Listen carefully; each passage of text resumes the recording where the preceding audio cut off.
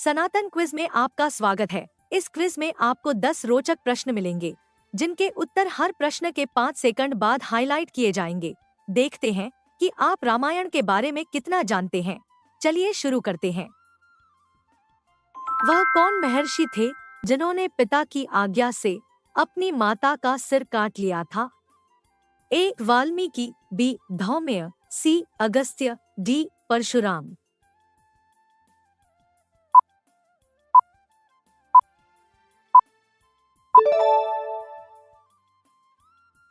एक दिन जब परशुराम जी की माता रेणुका स्नान करके आश्रम को लौट रही थी, तब राजा चित्ररथ को जल विहार करते देखकर माता का मन विचलित हो गया और उनके हाव भाव देखकर पिता महर्षि जमदग्नि यह बात जान गए।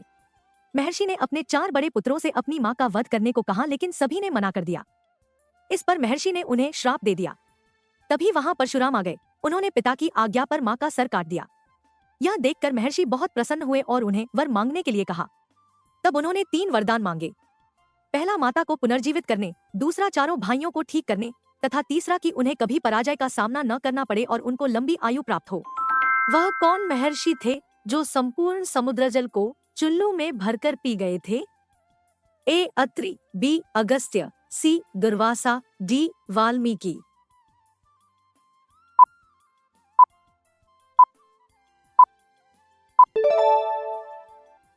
देवराज इंद्र ने ऋषि दधीचि की हड्डियों से बने वज्र से वृत्तासुर का वध किया था।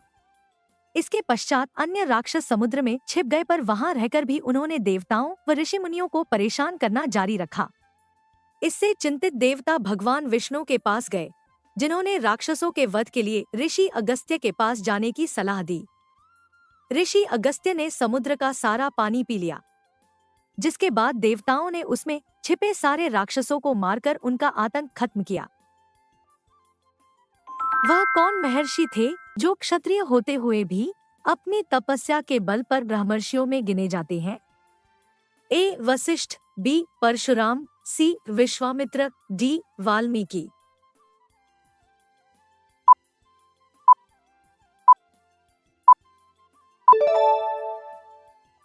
महर्षि वशिष्ठ के पास एक दिव्य गाय कामधेनु थी। राजा कौशिक, जो बाद में विश्वामित्र कहलाए, ने इस गाय को पाने की इच्छा की और जब वशिष्ठ ने मना किया तो उसने सेना लेकर आक्रमण कर दिया। वशिष्ठ की तपस्या के कारण उनकी सेना कामधेनु द्वारा निर्मित सैनिकों से हार गई।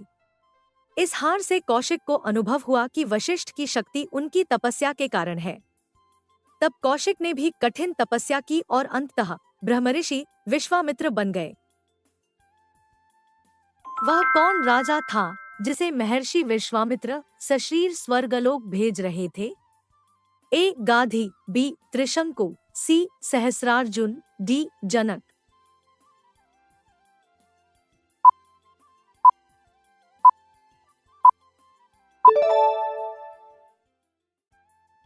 राम के पूर्वज राजा सत्यव्रत, जो बाद में त्रिशंकु कहलाए, सशरीर स्वर्ग जाने की इच्छा रखते थे। ऋषि वशिष्ठ ने उनकी इच्छा को अस्वीकार कर दिया, लेकिन ऋषि विश्वामित्र ने प्रतिद्वंद्विता के कारण उनकी इच्छा पूरी करने का प्रयास किया। विश्वामित्र ने यज्ञ किया और त्रिशंकु को स्वर्ग की ओर उठाया, लेकिन देवताओं ने उन्हें रोक दिया। क्रोधित विश्वामित्र ने एक नया स्वर्ग बना दिया और त्रिशंकु को वहां भेज दिया। अंत में देवताओं और विश्वामित्र के बीच समझौता हुआ और त्रिशंकु उस नए स्वर्ग में रहने लगे। वह कौन महर्षि थे जिन्होंने अपनी पत्नी को प्रस्तरशिला बन जाने का शाप दिया था? ए. अत्रि, बी. वशिष्ठ, सी. वाल्मीकि, डी. गौतम।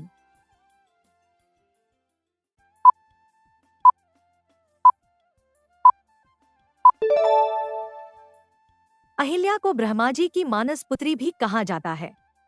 अहिल्या सभी गुणों से परिपूर्ण थी और बहुत ही रूपवती थी। इंद्रदेव भी अहिल्या की खूबसूरती पर आसक्त थे। अहिल्या का विवाह गौतम ऋषि से होने पर इंद्रदेव क्रोधित हो गए। एक बार गौतम ऋषि अपनी कुटिया से बाहर गए हुए थे। उस समय देवराज इंद्र गौतम ऋषि का भेष बदलकर अहिल्या के समीप गए। उसी समय गौतम ऋषि वहां पर आए और उन्होंने बिना कुछ जाने क्रोधित होकर अहिल्या को पत्थर की शिला बन जाने का श्राप दिया। राजा जनक द्वारा खेत में हल जोतने पर कौन उत्पन्न हुआ था? ए उर्मिला, बी श्रुतकीर्ति, सी सीता, डी मांडवी।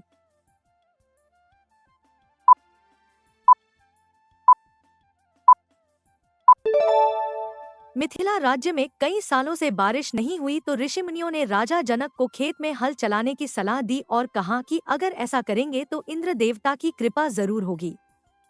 राजा जनक ने उनका परामर्श मानकर वैशाख महीने के शुक्ल पक्ष की नवमी को खेत में हल चलाया। इसी दौरान उनके हल से कलश टकराया जिसमें एक कन्या थी। राजा जनक ने उस कन्या को अपनी पुत्री मानकर उसका पालन पोषण किया। हल के अगले हिस्से को सीत कहा जाता है, इसलिए राजा जनक ने हल जोतने पर मिली उस कन्या का नाम सीता रखा। जो 10,000 महारथियों के साथ अकेला ही युद्ध करने में समर्थ हो वह क्या कहलाता था? ए अर्धरथी, बी अतिरथी, सी रथी, डी महारथी।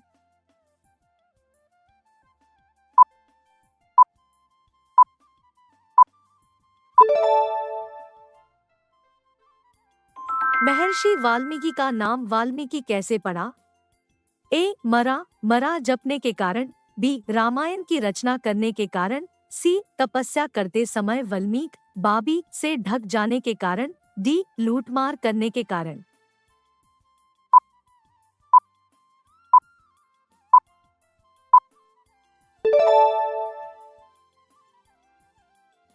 जब वाल्मीकि ने ब्रह्मा जी को प्रसन्न करने के लिए कठोर तपस्या की तब उनके शरीर पर दीमकों ने बाम्बी बना ली थी।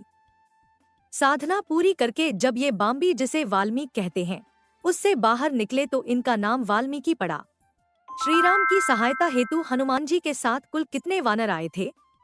ए 10 अरब, बी 11 अरब, सी 12 अरब, डी 13 अरब।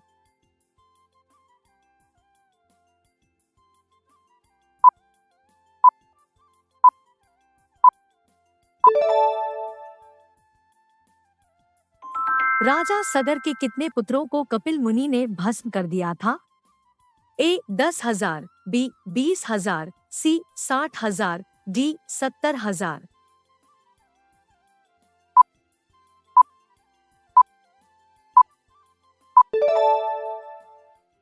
कपिल मुनि समाधिस्थ थे। उसी समय इंद्र ने राजा सगर के अश्वमेध यज्ञ के घोड़े को उनके आश्रम में छिपा दिया था। सगर के पुत्रों ने जब घोड़े को वहां बंधा पाया तो उन्होंने घोड़ा चुराने का अपराधी कपिल मुनि को ही समझ लिया और उनको काफी अपमानित किया। परिणामस्वरूप मुनि को क्रोध आ गया और फिर उन्होंने अपनी आंखों से निकली ज्वाला से सगर के 60,000 पुत्रों को भस्म कर दिया। बाद में सगर के पौत्र अंशुमान ने मुनि को प्रार्थना पूर्वक प्रसन्न किया और यज्ञ का घोड़ा लाकर यज्ञ को पूरा कराया। अगर आपको यह क्विज पसंद आया हो तो इसे लाइक करें और अपने दोस्तों के साथ शेयर करें। हमें कमेंट्स में बताएं कि आपको कैसा लगा और कौन सा प्रश्न आपके लिए सबसे रोचक या सबसे चुनौतीपूर्ण था। हमारे चैनल सनातन क्विज को सब्सक्राइब करें और नोटिफिकेशन बेल को दबाएं ताकि आपको हमारे नए क्विज के वीडियोस की जानकारी सबसे पहले मिले।